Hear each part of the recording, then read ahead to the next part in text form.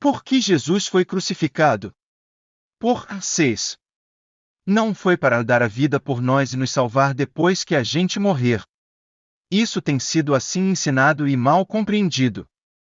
Todavia, o momento de corrigir isso chegou. Ele quer nos salvar das ignorâncias religiosas que vivenciamos agora mesmo. Por que Jesus foi crucificado?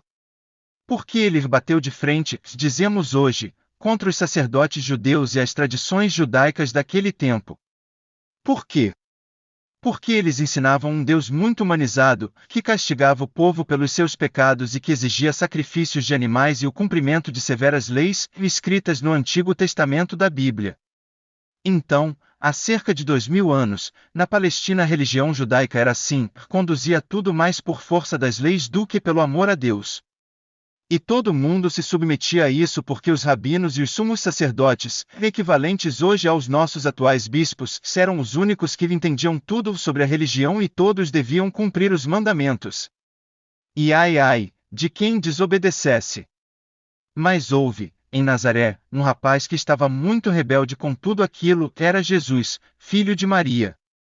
Com a idade de 12 anos sua mãe o levou, para Jerusalém, para que os doutores da lei o acolhessem e o iniciassem na classe religiosa, seria o equivalente ao nosso atual seminário dos padres.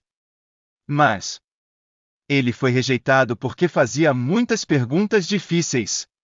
E eles não queriam gente assim entre eles. Quando o evangelista Lucas escreveu algo sobre esse episódio, disse apenas que ele discutia com os doutores, FLC 2,46. Mas tudo isso começou a mudar de vez, teve uma reviravolta, quando esse jovem rapaz, depois de batizado por João, no Rio Jordão, já com 30 anos, caminhou para o deserto e lá ficou por 6 semanas. O tempo que hoje chamamos de Quaresma. Esse tempo foi o ponto alto da vida de Jesus, e não a sua morte na cruz, pois, só assim, ele saiu de lá como um mestre e curador, ele foi iluminado, e aprendeu tudo o que poderia aprender de Deus e sobre Deus e as leis da existência. E foi assim que ele se tornou o Cristo.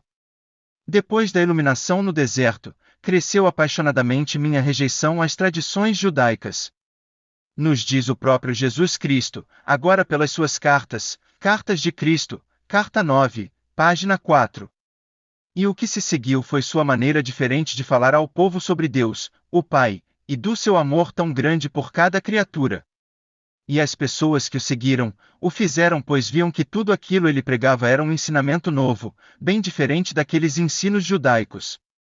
Ele, Jesus, muitas vezes dizia nas suas pregações, está escrito, e eu porém vos digo. Releia o famoso e tão importante Sermão da Montanha, era fazer valer o amor, mais do que a lei. E ali, muita gente foi sacudida perante a pregação de Jesus, e agora? Vamos rejeitar nossas tradições religiosas e fazer o que Jesus está ensinando? Todavia, esse dilema perdura ainda até hoje. Mudou o nome de tradições judaicas para tradições católicas ou cristãs. E o que mudou? Quem vivia naquele tempo obedecia à religião judaica e isso, para eles, era o certo a fazer. Hoje, e já por 2000 anos de cristianismo, obedecemos às tradições religiosas católicas e isso também, para nós, é o certo a fazer. Só que Jesus, o Cristo, veio mesmo bagunçar ou corrigir a nossa religião, e isso tinha um preço a pagar. E ele pagou com sua própria vida. Por quê? Ele mesmo já respondeu isso nas suas cartas. Porque amava tão profundamente a raça humana, eu estava preparado para ensinar e curar, desafiando os sacerdotes judeus. Estava disposto a morrer na cruz pelo que verdadeiramente tinha visto no deserto, conhecia com todo o meu coração e queria compartilhar até a última gota de minha capacidade para fazê-lo. Cartas de Cristo, Carta 2, página 14. E o resultado foi isso mesmo, os sumos sacerdotes e rabinos, não querendo perder seus privilégios e etc., tramaram tudo e conseguiram acusá-lo falsamente perante Pilatos que, mesmo não encontrando crime algum nele, ordenou a sua crucificação. Foi por isso que ele morreu. Depois disso os seus seguidores criaram o cristianismo e como ele está querendo bagunçar ou corrigir a nossa religião ainda hoje? Recentemente ele, Jesus Cristo, nos escreveu as suas cartas de Cristo, mais de 400 páginas, não só para os católicos, mas para todos os cristãos e para todas as religiões, ou seja, para toda a humanidade. E para que isso acontecesse ele teve que especialmente preparar uma pessoa antes mesmo do nascimento desta. Para que ela, já adulta, cumprisse sua missão de ser o seu canal de comunicação de Cristo conosco. E ela fez o serviço, escreveu, no computador, estes novos ensinamentos de Cristo, as cartas, para nós, a humanidade.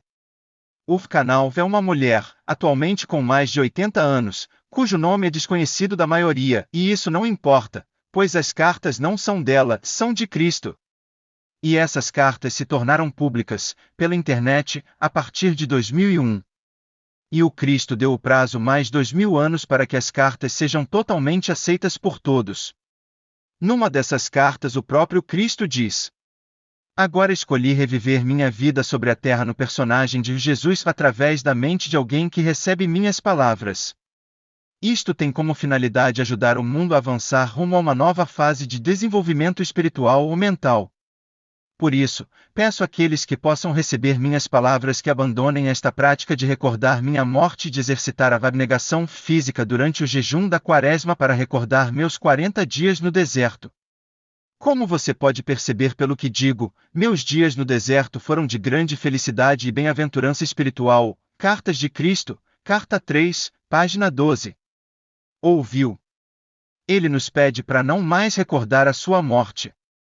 Todavia, a grande maioria da humanidade ainda não sabe da existência dessas cartas e dentre os que já tiveram o privilégio de as conhecer, ainda não conseguiram acreditar que seja mesmo de Cristo. Mas eu acredito. E é natural que muitos as rejeite inicialmente.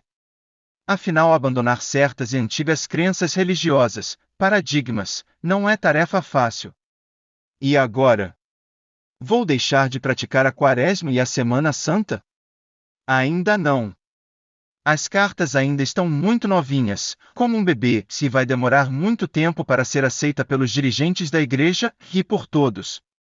E, como o Cristo que naquela época só ficou pregando nos lugares distantes de Jerusalém para que ele pudesse fazer o que fez, ele só deixou para subir a Jerusalém depois de 3 anos de pregação nas periferias. E o que aconteceu quando ele subiu lá, em Jerusalém? Em apenas uma semana ele foi morto. Por quê? Por os dirigentes da religião daquela época perceberam o perigo que eles corriam se Jesus continuasse vivo e ensinando daquele jeito. Então, crucifica-o. E assim o Cristo faleceu, mas continuou vivo. Seu corpo físico não ressuscitou como nos ensinaram, e esse é outro paradigma difícil de mudar. Ele passou para outra dimensão no momento em que, já na cruz, terminou de dizer: Pai, em tuas mãos entrego o meu espírito, e não ao terceiro dia, como disseram. Agora, nas cartas, ele explica tudo o que aconteceu naqueles seus últimos dias, o que ele havia combinado com José de Arimateia e onde o seu corpo está sepultado até hoje. São coisas que os evangelistas nunca souberam e que nós, hoje, só sabemos porque ele nos revelou pelas suas cartas. E a igreja não mentiu para nós sobre isso, ela também não sabia, pois os evangelistas também não sabiam. Mas agora, continuar afirmando que o Cristo ressuscitou equivale mais a dizer que ele está vivo. E portanto nenhuma religião pode mais deixar isso oculto, que ele não levou o seu corpo físico para o céu, levou apenas o corpo espiritual. E, assim como o Cristo que foi rejeitado por muitos, hoje, as cartas ainda serão também muito rejeitadas, mas estas jamais poderão ser crucificadas como ele foi. E o endereço brasileiro para se encontrar as cartas na internet é este: http://www.cartasdecristobrasil.com.br. Enfim, procure saber direito a diferença entre inspiração e canalização. A Bíblia foi inspirada, as cartas foram canalizadas. Isso faz toda a diferença. Pois só assim você será capaz de acreditar e obedecer ao que ele falou. Abandonem esta prática de recordar minha morte, pois isso não é mais importante. O mais importante agora é aprendermos a nos relacionar cada vez mais com o Pai e vivenciar o amor incondicional pelos irmãos, animais e tudo mais. Carlos Eduardo da Silva, Teólogo, 5 de abril de 2020. Fim. Biblioteca Virtual do PCJ.